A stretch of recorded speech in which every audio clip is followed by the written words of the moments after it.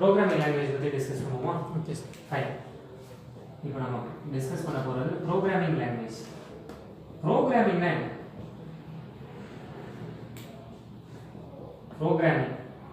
ப்ரோக்ராமிங்னா என்ன? Set of instructions. Programming அப்படிங்கிறது set of instructions. Very good. Set of இன்ஸ்ட்ரக்ஷன்ஸ்னா யார் பாஸ் பண்ணுற இன்ஸ்ட்ரக்ஷன்? யூசர் ப்ரோக்ராமிங் இன்ஸ்ட்ரக்ஷன்னாலே மிஷின் கிட்ட கம்யூனிகேட் பண்ணுறதுக்காக. நைஸ். அப்போ செட் ஆஃப் இன்ஸ்ட்ரக்ஷன்ஸ் அப்படிங்கிறது இந்த இடத்துல செட் ஆஃப் இன்ஸ்ட்ரக்ஷன்ஸ் அப்படின்னு நம்ம எடுத்துக்கிறது ஒரு ஹியூமன் பீயிங் ஒரு மிஷின் கிட்ட கம்யூனிகேட் பண்ணுறது. கரெக்டா? ஓகே. இதை தான் வந்து நம்ம ப்ரோக்ராமிங் அப்படின்னு சொல்கிறோம். அப்போ மிஷின் கிட்ட கம்யூனிகேட் பண்ணும்போது அடுத்த கொஸ்டின், இப்போ ப்ரோக்ராமிங்கிறது செட் ஆஃப் இன்ஸ்ட்ரக்ஷன்ஸ் அப்படின்னா லாங்குவேஜ்னா என்ன?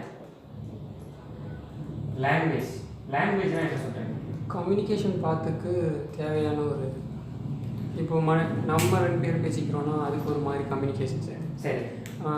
நான் மெஷின் கூட பேசும்போது அதுக்கு வேறு மாதிரியான கம்யூனிகேஷன் யூஸ் பண்ணும். அதாவது நம்ம பேசுனா அவங்க எப்படி ரிப்ளை நமக்கு பண்ணுறாங்க. சரி. அப்படிங்கிற ஒரு பார்ட். ஓகே. அப்போ லாங்குவேஜுங்கிறது கண்டிப்பாக ஒரு கம்யூனிகேஷன் தான். கம்யூனிகேஷன் அப்படிங்கிறதுக்காக தான் லாங்குவேஜுங்கிறத எடுத்துக்கலாம். கரெக்டாக? சரி. அப்போ வந்து ஒரு மனுஷனும் இன்னொரு மனுஷனும் பேசிக்கிறதுக்கும், ஒரு மனுஷனும் இன்னொரு மனுஷனும் பேசிக்கிறதுக்கும், ஒரு மனுஷனும் ஒரு மிஷினும் பேசிக்கிறதுக்கும் என்னென்ன வித்தியாசம்லாம் இருக்கும்னு நினைக்கிறீங்க பேசிக்கலாம்? ஹியூமன் பேசிக்கிட்டா ஹியூமன் வந்து நம்ம பேசினா அதை கேட்டு அவங்களால ரிப்ளை பண்ண முடியும். சரி. ஆனால் ஒரு மெஷின் வந்து நம்ம சொல்கிற வேலையை மட்டும் செய்யும். அதால் ரிப்ளை பண்ண முடியாதா? இப்போ நான் ஒரு மெமரி கார்டு ஃபுல்லாகிடுச்சு, அப்போ வந்து அவுட் ஆஃப் மெமரி அப்படின்னு சிஸ்டம் சொல்லலையா கிட்ட? சொல்லுது. அதால் ரிப்ளை பண்ண முடியும். ஒரு மனுஷனும் இன்னொரு மனுஷனும் பேசிக்கிறதுக்கு பேர் வந்து நேச்சுரல் லாங்குவேஜ்னு சொல்லலாமா? Okay sir. ஒரு மனுஷனும் இன்னொரு மனுஷனும் பேசுறது நேச்சுரல் லாங்குவேஜ் மூலமாக பேசிக்கிறாங்க. சரி. அப்போ நேச்சுரல் லாங்குவேஜ்னா உங்களுக்கு தெரிஞ்ச நேச்சுரல் லாங்குவேஜ் என்னென்னா?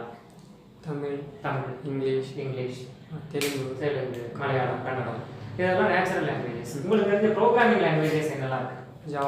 Java, C, C plus plus, Python, C sharp.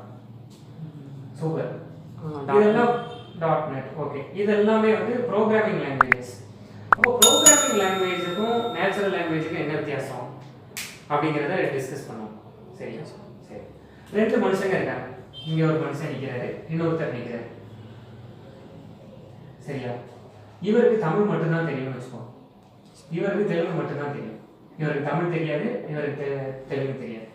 இவருக்கு தமிழ் மட்டும்தான் தெரியும், இவருக்கு தெலுங்கு மட்டும்தான் தெரியும். அப்போ இவங்க 2 பேருக்குள்ள கம்யூனிகேஷன் கண்டிப்பாக நடந்தே ஆகணும் அப்படிங்கிற ஒரு சூழல் இருக்கு. என்ன பண்ணணும்? பேச முடியலங்கும்போது ஆக்ஷன் யூஸ் பண்ணக்கூடாதுன்னு சொல்லிடுறாங்க. இவங்க 2 பேருக்குள்ள இவர் சொல்கிற வேலையை இவர் செய்யணும், அவர் செஞ்சுட்டு அந்த அப்டேட்டை இவருக்கு கொடுக்கணும். ஆனால் ஆக்ஷன்லாம் யூஸ் பண்ணக்கூடாது. அப்போ என்ன பண்ணணும்? சைகை மொழியெல்லாம் பயன்படுத்தக்கூடாது. பேசி தான் சொல்லணும். ஆனால் இவங்க 2 பேருக்குள்ள பேச முடியல. என்ன பண்ணணும்? நம்ம பிரைம் மினிஸ்டர் இருக்காரு, அமெரிக்கன் பிரைம் மினிஸ்டர் போய் பார்க்குறாரு, அமெரிக்கன் பிரசிடென்ட்டை போய் பார்க்குறாரு. கண்டிப்பாக 2 பேரும் ஆக்ஷனில் பேசிக்க முடியாது. நல்லா இருக்காரு லாங்குவேஜ். அப்போ இவருக்கு வந்து ஹிந்தியோ தமிழோ தெலுங்கோ ஏதோ ஒன்று நம்ம பிரைம் மினிஸ்டருக்கு தெரியுது, அமெரிக்கன் பிரசிடென்ட்டுக்கு இங்கிலீஷ் தெரியுது. இவங்க 2 பேருக்குள்ள ஒரு பேச்சுவார்த்தை நடக்குது. என்ன பண்ணுவாங்க? வேற யாரையாவது வச்சு கம்யூனிகேட் பண்ண முடியும். சூப்பர். அப்போ இவங்க 2 பேருக்கு இடையில யார் இருப்பாங்க? இன்டர்மீடியேட்டரா ஒரு டிரான்ஸ்லேட்டர் இருப்பாரா? ஆமாம். அந்த டிரான்ஸ்லேட்டர் என்ன பண்ணுவார்? 2 பேருக்கும் இப்போ நீங்கள் பேசுகிறீங்க அப்படின்னா என்ன அது எனக்கு தெரியல. ஸோ அவர் வந்து அதை டிரான்ஸ்லேட் பண்ணி எனக்கு சொல்லுவார். அவ்வளோதான். நாங்கள் என்ன சொல்கிறோமோ அது. அப்போ அந்த டிரான்ஸ்லேட்டருக்கு 2 லாங்குவேஜும் தெரிஞ்சிருக்கணும். எஸ். இவருக்கு தமிழ் தெரியும், இவருக்கு தெலுங்கு தெரியும். டிரான்ஸ்லேட்டருக்கு தமிழும் தெரிஞ்சிருக்கணும், தெலுங்கும் தெரிஞ்சிருக்கணும். இவர் பேசுகிற தமிழை அவர் தெலுங்கா மாற்றி சொல்லுவார், அவர் பேசுகிற தெலுங்கு இங்கே தமிழாக மாற்றி சொல்லுவார். அப்போ டிரான்ஸ்லேட்டருக்கு 2ம் தெரிஞ்சிருக்கணும். அப்போ எப்போ 2 பேருக்கு இடையில ஒரு கான்வர்சேஷன், ஒரு உரையாடல் நடக்குதோ அந்த உரையாடலில் இவருக்கு தெரிகிற மொழி இவருக்கு தெரியல, இவருக்கு தெரிகிற மொழி இவருக்கு தெரியல. அந்த சூழலில் ஒரு டிரான்ஸ்லேட்டர் ஒருத்தர் தேவைப்படுறார். சரியா தப்பா? கரெக்ட். சரிதான். இப்போ சிஸ்டம்க்கு புரிகிற மொழி என்ன? சிஸ்டமோட லாங்குவேஜ் என்ன? Zeros and once. சூப்பர். அதுதான் பைட்டுன்னு சொல்கிறோம், பிட்டுன்னு சொல்கிறோம். கரெக்டா? இந்த லாங்குவேஜ் மனுஷனுக்கு தெரியுமா? புரியாது. மனுஷனுக்கு தெரிகிற ப்ரோக்ராமிங் லாங்குவேஜஸ் எல்லாம் நீங்கள் சொன்ன Java, C plus plus, Python, C sharp, C BASIC, COBOL, Fortran, இதெல்லாம் மனுஷனுக்கு தெரிகிற லாங்குவேஜ். மனுஷனுக்கு தெரிகிற லாங்குவேஜ் சிஸ்டம்க்கு தெரியல, சிஸ்டம்க்கு தெரிகிற லாங்குவேஜ் மனுஷனுக்கு தெரியல. இப்போ இந்த இடத்துல ஒரு டிரான்ஸ்லேட்டர் தேவைன்னா அதே மாதிரி இந்த இடத்துலயும் ஒரு டிரான்ஸ்லேட்டர் தேவையா இல்லையா? தேவை. டிரான்ஸ்லேட்டர்ல மொத்தம் 2 வகையில் இருக்காங்க. ஒன்று இந்த கிறிஸ்டின் மீட்டிங்ஸ்லாம் பார்த்துருக்கீங்களா? அவர் வந்து இங்கிலீஷில் பேசிக்கிட்டே இருப்பார். அவர் பேசுகிறத வரிக்கு வரி டிரான்ஸ்லேட் பண்ணுவாங்க. ஜீசஸ் சேவ்ஸ் அஸ், இயேசு நம்மை காப்பாற்றுகிறார், இப்படி வரிக்கு வரி டிரான்ஸ்லேட் பண்ணுறது. இது ஒரு வகை டிரான்ஸ்லேஷன். இன்னொன்று, இப்போ பெரிய பெரிய லீடர்ஸ்லாம் வந்து பேசுகிறாங்க. நார்த் இந்தியாவிலேருந்து ஏதோ ஒரு லீடர் வந்து தமிழ்நாட்டில் வந்து பேசுகிறாருன்னு வச்சுக்கிறோம். அவர் மொத்தமாக பேசி முடிக்க விட்டுருவாங்க. அவர் இந்த பக்கம் மைக் பிடிச்சி பேசிக்கிட்டு இருப்பார், இந்த பக்கம் ஒருத்தர் நின்றுகிட்டே இருப்பார். அவர் மொத்தமாக ஒரு 5 நிமிஷம் பேசி முடிச்சதுக்கு அப்புறமா அவர் இந்த கருத்தெல்லாம் சொன்னார், நாங்கள் மக்களுக்கு இந்த திட்டம் செஞ்சோம், மக்களுக்கு அந்த திட்டம் செஞ்சோம் அப்படிங்கிற கருத்தெல்லாம் இவர் சொன்னார் அப்படின்னு ஒரு மொத்தமாக டிரான்ஸ்லேட் பண்ணுவார். அப்போ 2 கேட்டகரியில் டிரான்ஸ்லேட்டர்ஸ் இருக்காங்க. ஒரு category line by line translate பண்ணுறவங்க, இன்னொரு கேட்டகரி மொத்தமாக டிரான்ஸ்லேட் பண்ணுறவங்க. இப்போ டிரான்ஸ்லேட்டரில் ரியல் லைஃப்பில் 2 கேட்டகரி இருக்காங்க. ப்ரோக்ராமிங் லாங்குவேஜ்லேயும் 2 கேட்டகரியில் டிரான்ஸ்லேட்டர்ஸ் இருக்காங்க. ஒரு கேட்டகரிக்கு பேர் இன்டர்பிரட்டர். இந்த கிறிஸ்டியன் மீட்டிங்ஸ் சொன்னேன் இல்லையா, அதில் டிரான்ஸ்லேட் பண்ணுறவங்க இன்டர்பிரட்டர். இன்னொரு டிரான்ஸ்லேட்டர் மொத்தமாக டிரான்ஸ்லேட் பண்ணுறவர், அவருக்கு பேர் கம்பைலர். அதாவது இன்டர்பிரட்டர்ங்கிறவர் லைன் பை லைன் டிரான்ஸ்லேட் பண்ணுறவர், வரிக்கு வரி டிரான்ஸ்லேட் பண்ணி எடுத்துக்குவார். கம்பைலருங்கிறவர் மொத்தமாக டோட்டலாக நீங்கள் எழுதுகிற ப்ரோக்ராமை டிரான்ஸ்லேட் பண்ணுவார். அப்போது நம்ம எந்த ப்ரோக்ராமிங் லாங்குவேஜ் கற்றுக்கிட்டாலும் சரி, நம்ம சிஸ்டமில் இப்படி ஒரு கம்பைலரோ இன்டர்பிரட்டரோ நமக்கு வேணும். இப்போ ரியல் லைஃப்பில் நடுவில் இருக்கிறவர் ஒரு ஹியூமன் பீயிங்காக இருப்பார், இங்கே நடுவில் இருக்கிறவர் ஒரு சாஃப்ட்வேராக இருப்பார். அந்த சாஃப்ட்வேருக்கு தான் கம்பைலர் பேர். நான் சொல்கிறது புரியுதா? அப்போ ப்ரோக்ராமிங் லாங்குவேஜ் கற்றுக்கிடணும்னாலே நம்ம அதை தான் எல்லாரும் உங்கள் சிஸ்டமில் விஷுவல் ஸ்டுடியோ இன்ஸ்டால் பண்ணியிருக்கீங்களா, பைத்தானுக்கு சாஃப்ட்வேர் இன்ஸ்டால் பண்ணியிருக்கீங்களா, ஜாவாவுக்கு சாஃப்ட்வேர் இன்ஸ்டால் பண்ணியிருக்கீங்களா, டர்போசி இருக்கா, இந்த மாதிரி கேள்விலாம் கேட்குறாங்கல்ல. ஜாவாவுக்கு வந்து ஜேடிகே இன்ஸ்டால் பண்ணியிருக்கீங்களா, இதெல்லாம் கேட்குறாங்கல்ல. அதுக்குள்ளே என்ன இருக்குன்னா இந்த கம்பைலரோ இல்லை இந்த இன்டர்பிரட்டரோ இல்லை 2 பேருமோ அவங்க தான் உட்காந்துருப்பாங்க. அப்போ நம்ம எந்த ப்ரோக்ராமிங் லாங்குவேஜ் கற்றுக்கிட்டாலும் நமக்கு ஒரு டிரான்ஸ்லேட்டர் வேணும், அதாவது நமக்கு ஒரு கம்பைலர் வேணும். அந்த கம்பைலர் நம்ம சிஸ்டமில் இருக்கணும். இது சரியா? ஓகே, சரி. இப்போ கம்பைலருக்கு என்ன லாங்குவேஜ் புரியும்? அப்போ நம்ம ஹியூமன் பேசுகிறோன்னா அது கம்யூனிகேட் வந்து கம்ப்யூட்டருக்கு தான் பண்ணுறது. ஜீரோஸ் ஒன்ஸ் கண்டிப்பாக தெரியும். கண்டிப்பாக ஜீரோஸ் அண்ட் ஒன்ஸும் தெரிஞ்சிருக்கணும், நம்மளுடைய லாங்குவேஜும் தெரிஞ்சிருக்கணும். அப்போ ஜீரோஸ் அண்ட் ஒன்ஸுங்கிறது மைக்ரோ ப்ராசஸரில் இருக்கிறது. மைக்ரோ ப்ராசஸரை தான் சிபியூன்னு சொல்கிறோம், கரெக்டாக? அது ஒரு ப்ராசஸர் தான். அந்த மைக்ரோ ப்ராசஸருக்கு மேலே ஆப்ரேட்டிங் சிஸ்டம்னு ஒன்று இருக்குது. அப்போ ஆப்ரேட்டிங் சிஸ்டம் ஊடுருவினா உங்களோட ஆப்ரேட்டிங் சிஸ்டம், உங்களோட சிஸ்டம் எப்படி இருக்குன்னா, உங்களோட சிஸ்டம் எப்படி இருக்குது, இந்த சிஸ்டமில் இதுக்கு மேலே ஆப்ரேட்டிங் சிஸ்டம்னு ஒன்று இருக்குது, அதுக்கு மேலே தான் நீங்கள் இன்ஸ்டால் பண்ணுற கம்பைலர் இருக்குது. சரியா தப்பா? கரெக்ட். அப்போ இந்த கம்பைலர் இந்த ஆப்ரேட்டிங் சிஸ்டம் யாருங்கிறத பார்த்து அவருக்கு புரியுற மாதிரி சொல்லி அவர் கீழே இருக்கிற ஹார்ட் டிஸ்க்குக்கோ ஹார்ட்வேருக்கு கொண்டு போய் கொடுக்குறாரு.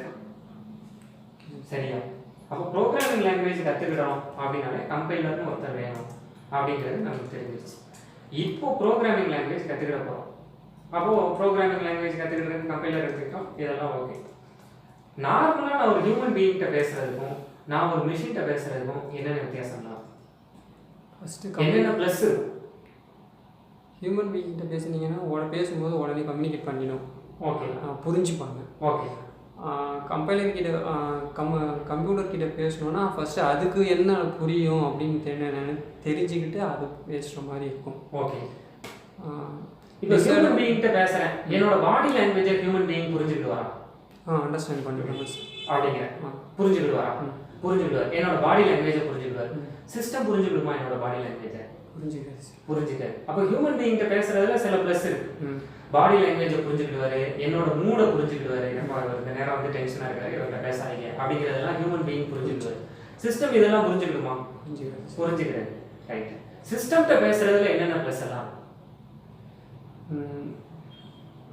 நம்ம என்ன இன்புட் கொடுக்குறோமோ அதுக்கான அவுட்புட் எக்ஸாக்டாக இருக்கும். Very nice. Accurate result.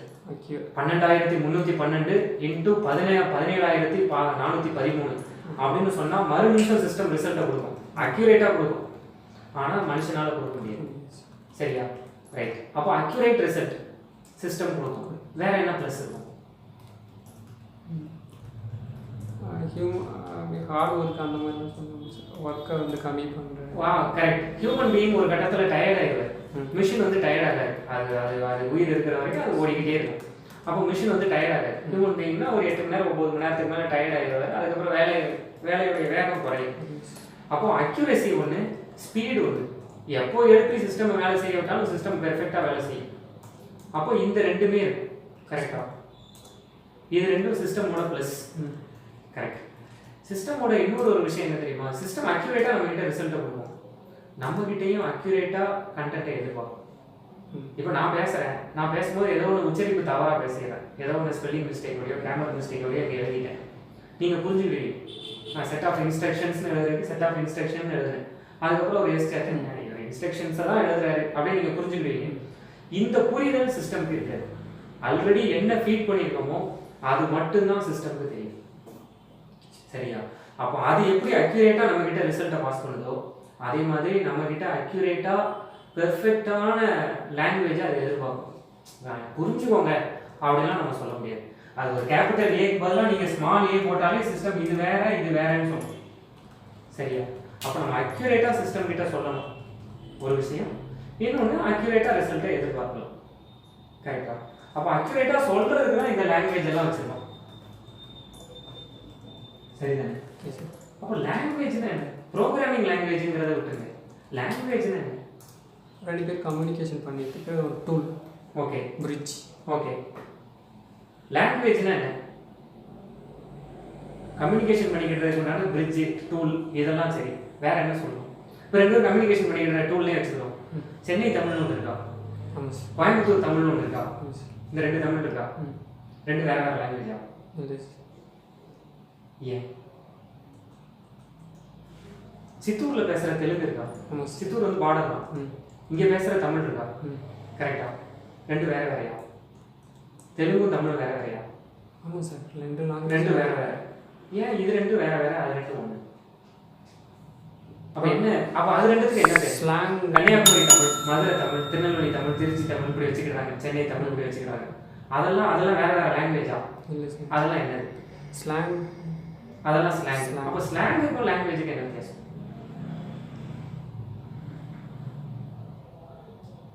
எப்படி இது தெலுங்குங்கிறது வேற லாங்குவேஜ், தமிழ்ங்கிறது வேற லாங்குவேஜ் அப்படின்னு எப்படி சொல்றீங்க? வடிவம், அதனுடைய வேர்ட்ஸ். Very nice. அப்போ ஒரு லாங்குவேஜ் அப்படின்னா கண்டிப்பா அந்த லாங்குவேஜுக்குன்னு ஒரு ஸ்ட்ரக்சர் இருக்கு. நீங்க சொல்றது வந்து அதனுடைய லெட்டர்ஸ், கரெக்டா? எழுத்து வடிவம். கரெக்டா? இது வந்து வேற வேறையா இருக்கு. அப்போ ஒரு லாங்குவேஜை கத்துக்கிடணும்னா அந்த லாங்குவேஜோட லெட்டர்ஸை கத்துக்கிடாம அந்த லாங்குவேஜை கத்துக்கிட முடியாது. ஒன்று, அந்த லாங்குவேஜோட கிராமர் கத்துக்கிடாம அந்த லாங்குவேஜை கத்துக்கிட முடியாது. ரெண்டு, அப்போ ஒரு லாங்குவேஜ் கத்துக்கிடணும்னா மொத்தம் ரெண்டு விஷயம். ஒன்று கிராமர், கரெக்டா? இன்னொன்று அதோட ஸ்கிரிப்ட். தமிழுக்குன்னா இப்படி ஆனா எழுதலாம், ஆவணம் எழுதலாம், இந்த மாதிரி. இது இங்கிலீஷ்லனா ஏ எழுதலாம், பி எழுதலாம். இந்த ஸ்கிரிப்ட், இந்த ஸ்கிரிப்டும் தெரியணும், இந்த கிராமரும் நமக்கு தெரியும். நான் சொல்றது சரியா? ஸ்கிரிப்டும் தெரியணும், கிராமரும் தெரியணும். கிராமர் தெரியணும்னா அந்த நேட்டிவ் ஸ்பீக்கர் எப்படி பேசுவாரோ அதே மாதிரி லாங்குவேஜில் நமக்கு கிராமர் தெரியணும். நேட்டிவ் ஸ்பீக்கர் இப்போ இங்கிலீஷ்லாம் எழுதுறோம்னு வைக்கலாம், நேட்டிவ் ஸ்பீக்கர் எப்படி பேசுவார்னா வெர்பெல்லாம் நடுவில் வந்துடும். நான் அங்கே போனேன், இல்லை நான் தண்ணி குடித்தேன் அப்படின்னு நான் சொல்லணும்னா ஐ ட்ராங்க் வாட்டர் அப்படின்னு சொல்லிடுறேன். குடிச்சேங்கிறது நடுவில் வந்துடுது, ட்ராங்க்னு வந்துடுது. தமிழில் நான் தண்ணீர் குடித்தேன் அப்படிங்கிறதுல குடித்தேங்கிறது கடைசியாக வருது. கரெக்டா? நான் சொல்றது கரெக்டா? அப்போ இந்த கிராமர் ஸ்ட்ரக்சரை நம்ம கரெக்டாக நேட்டிவ் ஸ்பீக்கர் எப்படி பேசுவாரோ அதே போல் நான் ஒரு லாங்குவேஜோட கிராமரை கற்றுக்கிடணும்.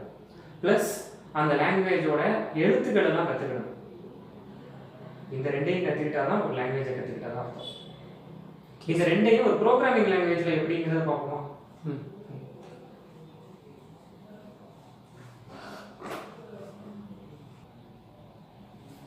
இப்போ நம்ம பார்த்து முடிச்சிருக்கிறது ஒன்று, ஒரு லாங்குவேஜை தெரிஞ்சுக்கணும்னா அந்த லாங்குவேஜோட கிராமர் பார்த்து நமக்கு கண்டிப்பாக தெரியும். இன்னொன்று அந்த லாங்குவேஜோட ஸ்கிரிப்ட் கண்டிப்பாக தெரியும். இது ரெண்டும் தெரிஞ்சால் ஒரு லாங்குவேஜ் கற்றுக்கிட முடியும்னு வச்சுக்கோம். இப்போ இங்கிலீஷ் கற்றுக்கிடணும்னா ஏபிசிடிலாம் நமக்கு தெரியும். தமிழ் கற்றுக்கிடணும்னா ஆனா அவனாலாம் தெரியும். அதே மாதிரி தமிழ் கற்றுக்கிடணும்னா தமிழோட இலக்கணம் எப்படி இருக்கு, தமிழில் நான் வந்தால் என்ன வரணும், அவன் வந்தால் என்ன வரணும், அவள் வந்தால் என்ன வரணும், இதெல்லாம் நம்ம கற்றுக்கிறோம். நான் சொல்கிறது சரியா? கரெக்ட். அப்போ கண்டிப்பாக இது ரெண்டும் தெரிஞ்சால் தான் ஒரு லாங்குவேஜை கற்றுக்கிட முடியும். இப்போ ப்ரோக்ராமிங்லேயும் லாங்குவேஜ் தான் கற்றுக்கிடுறீங்க.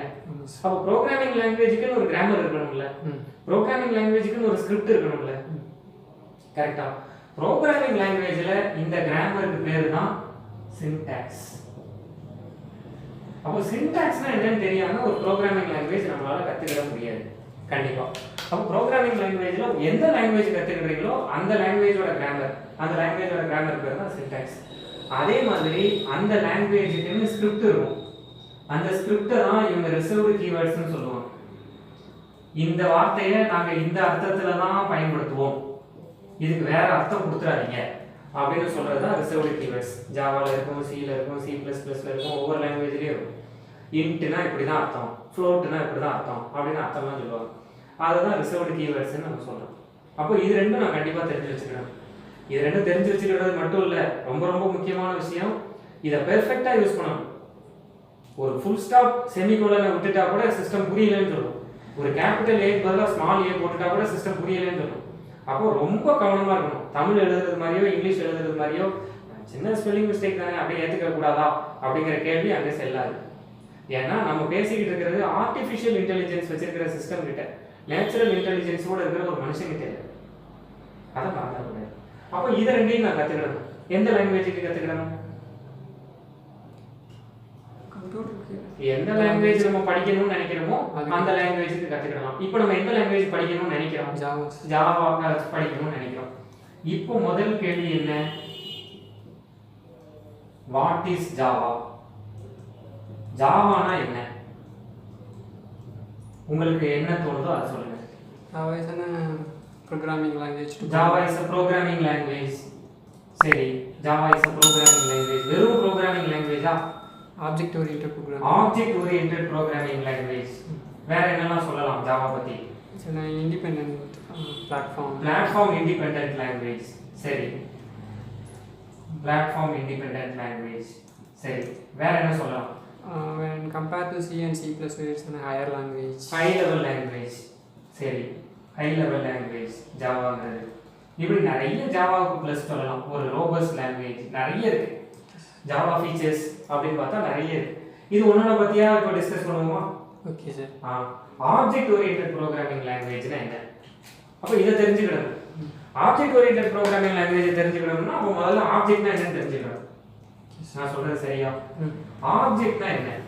ஆப்ஜெக்ட்ங்கிறது தமிழ்ல என்ன சொல்லலாம்? ஏதோ ஒரு பொருள். ஏதோ ஒரு பொருள். கரெக்டா?